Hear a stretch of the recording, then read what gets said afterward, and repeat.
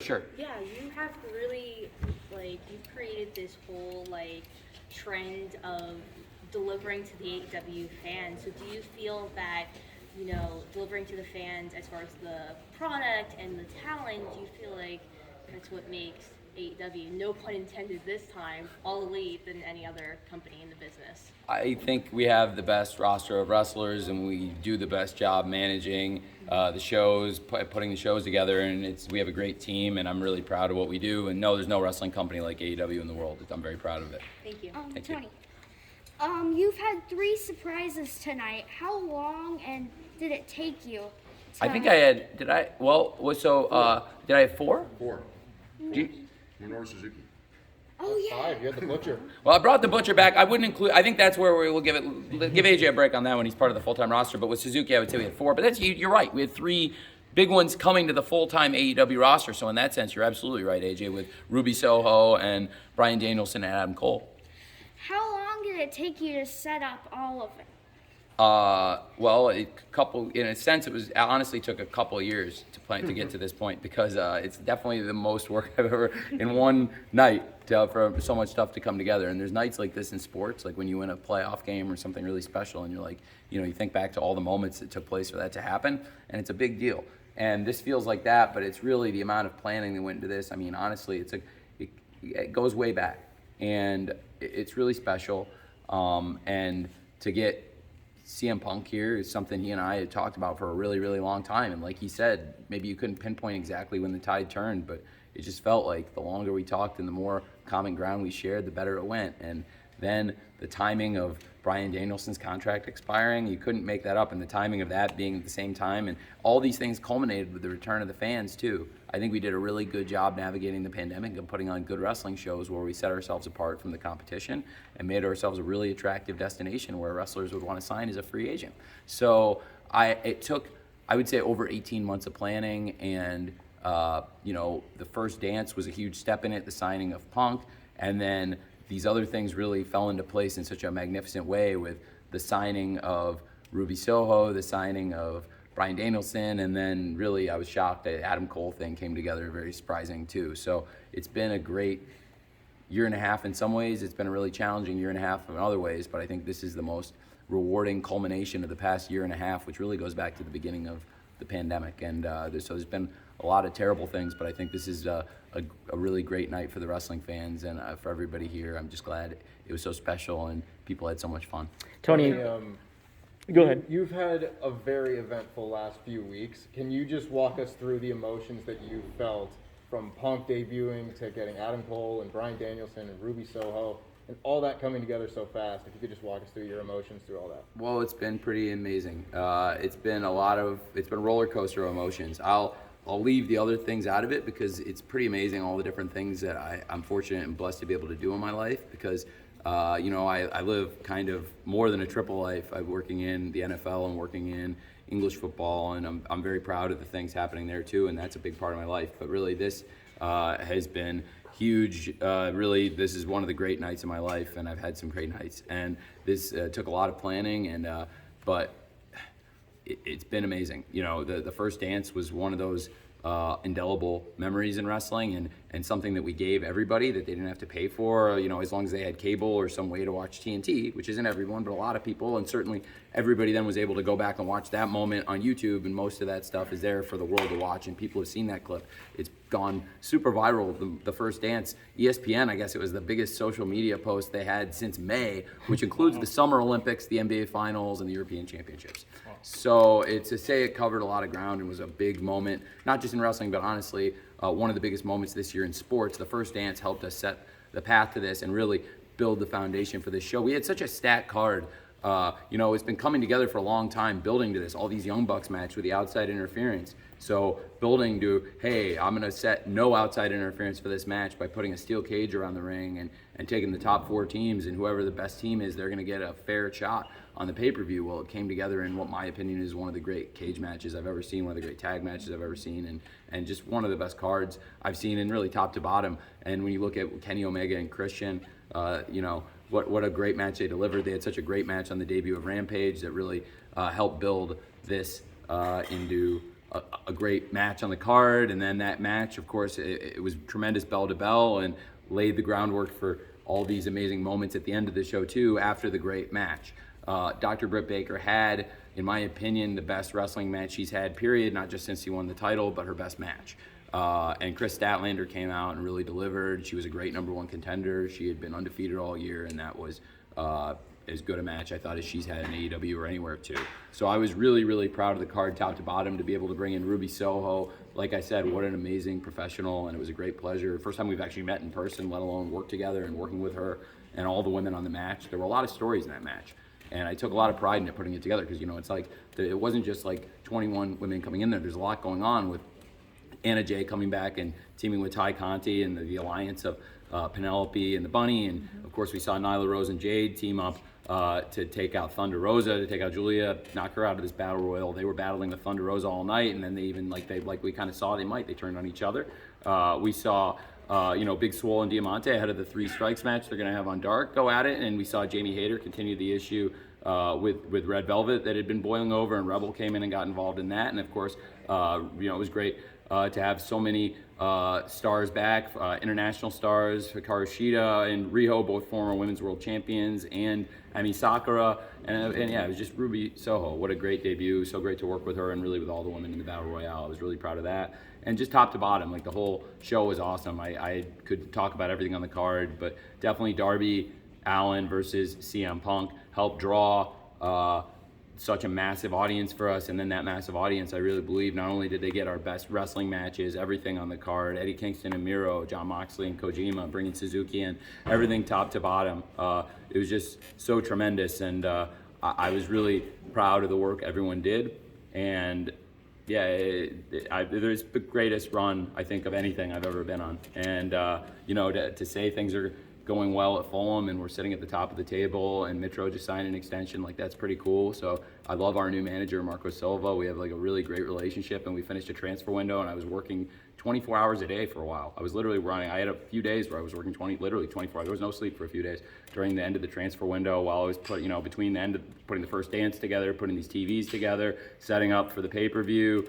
The Jags were in the roster cut downs, and I was working the English transfer window. So I didn't sleep for a few days, and I'm really proud how all of it's come together. And now I'm going to Houston for the Jags season opener next weekend after we get done with TV in Cincinnati. I was at our last preseason game in Dallas talking to Jerry Jones and Stephen Jones and Jerry Jr. about AEW, which was pretty cool, at halftime of a game that we won. And it was, hopefully we'll do some of that in the regular season now too. So it's been a lot of great stuff. Thank you. Tony, you've had a great success with the top free agents recently. I saw you with that 4 Horsemen foam hand the other day. Ric Flair is out there. Have you talked to Rick? Do you see a place for Rick at AEW? I have talked to Rick because he's one of my really, really close friends. I can't say about AEW, but what I've talked to him mostly about is his son-in-law, Andrade El Idolo, who is a top performer here, and he's one of our big stars, and he's got a huge match coming up on AEW Rampage on Friday night against Pac, and I really believe, Rick is a family-first person. He really cares about that, and he wants to see Andrade El Idolo do really well here. I'll tell you guys a true story. Rick visited. I don't know, is it word out? Did people hear Rick visited? Has been around here? I think people have seen Rick around. Okay, so I had one of the greatest thrills of my life on this past week.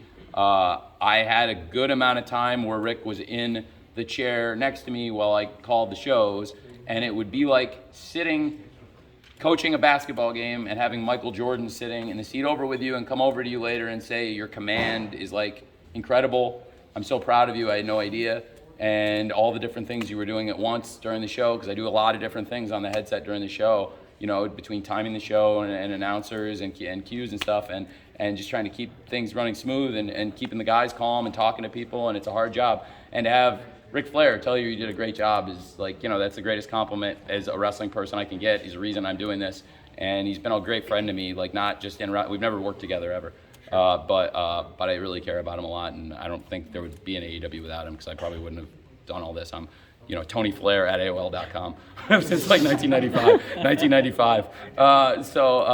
No, I really, I love him so much, and it was just great to have him here, and it's been a family thing this week. Tony, somebody that's been a great heel that could get some Flair comparisons is and Cole mentioned him too, is MJF. Having that, like he did the Fargo strut, stuff like that. We all know MJF is kind of like knowledgeable and a historian a lot in the seams of the business and stuff.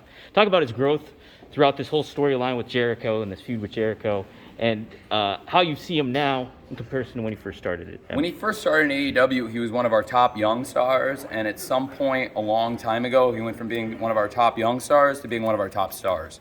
And when you hear me talk about our top young stars, there's a reason I almost never say his name, because he's one of our top stars, period, even though he is one of the youngest wrestlers here.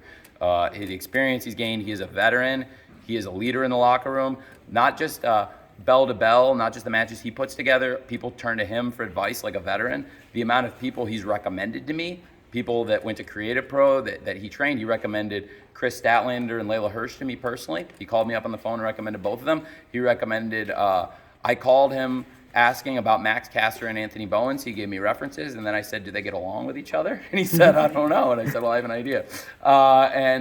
There's Bear Country. He's a number of people he's given me because he's got a great mind for it. But then forget about that. Put that on the back burner for a second. Let's focus on what you're probably really thinking about, which is himself, his charisma, his promos, what he's come, how he's developed as a wrestler even more. And being in there with Chris has helped a ton, because Chris is one of the all-time great wrestling minds, and they have so much in common. And at the same point, same age Max was at, think about everything Chris accomplished and how much insight Chris would have for Max. So the sky's the limit for MJF. Absolutely. It's a great question. I can do a couple more. Yes. Tony, fans everywhere, when they released any other talent in other company, they always consider AEW first. AEW first. How do you feel about fans thinking about that, and how you deal with that?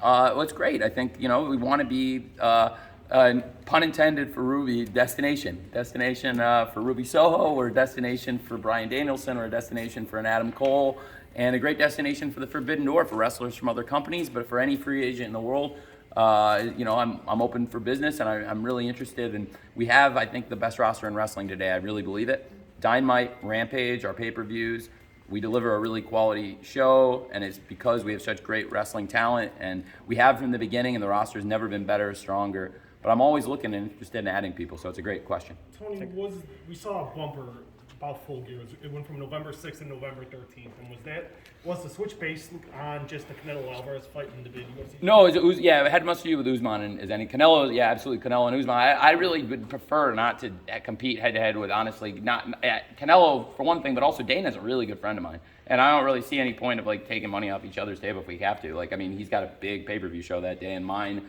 I was actually able. When you find out what we've got set, it's a logistical. It's a big change, but I think in the end, it probably is going to work out better for us. It'll work out for them, and then my friend and I both get to do our shows on back-to-back weekends and be very happy. So I think it's good. Just a quick follow-up: is St. Louis still the destination? I can't get into the destination, okay. But I will say that we will still be in St. Louis for Friday Night Rampage, which was that night before, and then that's all I can say for now. Hangman Page is a guy who a lot of people were expecting to be headlining the show, and I'm sure you saw there was a little bit of disappointment there. There's nobody talking about being disappointed now. How does it feel to kind of erase that? And how much of the big stuff that happened on the show did you know whatever decision was made to not have Hangman? I had a feeling, but I had a lot of backup plans, but I would have given him the time off either way. Yeah. Even if I didn't have the guys in, I would have found a way to make it work and accommodate him, because it was, for a very important reason. And so, he's a big part. He's a big part of AEW. He's one of our really important stars. I didn't have everything exactly, and I really didn't have everything exactly into place, until we got there. And I think you've all heard the story, which is true, that Punk didn't actually sign anything until that night. But we had a handshake, and I trusted him. And same thing with Brian. Brian and I think Brian just signed. So I trusted him. We have a good relationship, and we built that. Same with Austin, with Adam Cole, excuse me.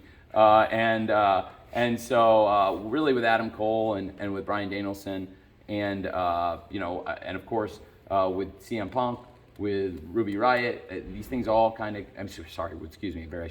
I'll never do that again. Excuse me. I'm very sorry. Ruby Soho. That'll be the last time you ever hear me do that. So with all these great stars, I wasn't sure everything was going to fall into place, but they all just kind of one by one started to look more likely. When some things it's like this could happen, and then every day it starts to look a little bit better, and it's like Mr. Punk said, I don't know if there's a day I could put my finger on all these things and when they all were going to hit, but it just kept looking a little bit better every day. and definitely every good conversation I had with each of them felt a little bit better about what we were doing tonight. I can do one. I'll do AJ, then one more. What's up, AJ? With Friday Night Rampage, we had Dark at that, but now Dark is being filmed in Orlando. What are we gonna have after Rampage? Will it just be a 1 hour show? Will there be Well, Rampage is often taped on Wednesday. Not every week, but so basically the cadence I've fallen into is when we do a live Rampage, then we'll do tape Dark that night. So it's like this past week we did Dynamite and we did Elevation beforehand, and then we did Rampage. We live this past week on the Go Home show, and we did Dark then. But if we fall, there's going to be times where Rampage might be taped on. We'll do Elevation before on Wednesday before we go live for Dynamite. Then we'll do Dynamite, and then we'll do Rampage after. So Elevation will be the pre-live matches, and then we'll go live with Dynamite, and then we'll film Rampage. Basically what we did in Milwaukee when we did the Jungle Boy and Luchasaurus versus the Lucha Brothers Eliminator final match where Giannis the Greek Freak was there. That was kind of how we handled that. So, and then if there's a live Rampage, I'll tape Dark there. But there's going to be a lot of times where Elevation, Dynamite, and Rampage, that's plenty. So what we're going to do is I've got Universal Studios booked out to shoot AEW Dark there.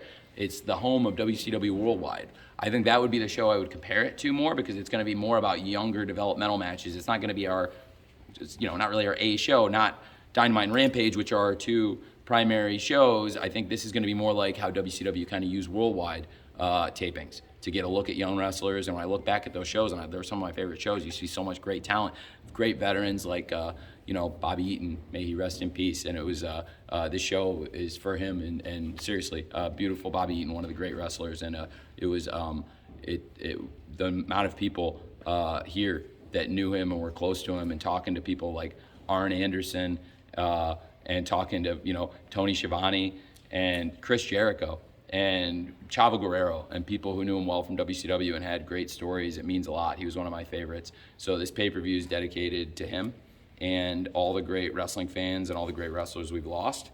But go back to watch Worldwide and you'd see a guy like beautiful Bobby Eaton wrestling a young Chris Jericho, or you might see two young guys like young Dean Malenko and young Rey Mysterio on Worldwide. So you get to see great matches that weren't necessarily always on a Nitro. Sometimes those guys would be on a Nitro or Thunder, but they'd get time and chances to work with different people. You might not always see a Bobby Eaton, you might not always see Greg Valentine on Nitro sometimes, but it's going to be a different feel. I think I'm really excited about what we're going to do. Not to compare it directly to that, it's going to be a different show. It's Dark still. But it'll be fun shooting it there. And like I said, it's a little bit lower pressure. I wouldn't necessarily utilize Universal Studios every week for Dynamite or Rampage, and ideally, but you never know. I mean, it's a great facility.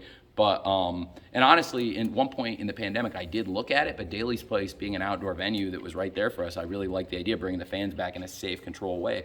Jaguars and Daly's Place, right there adjacent to each other, we basically did the same thing, running shows at 25%, socially distanced, putting people in pods, like a drive-in movie or something, and it was very safe, and neither the Jaguars or AEW had any transmission. So I didn't use Universal Studios, but I had thought about it, and now I'm really glad we saved it for the Dark tapings. So it's another great question from AJ. I got time for one or two.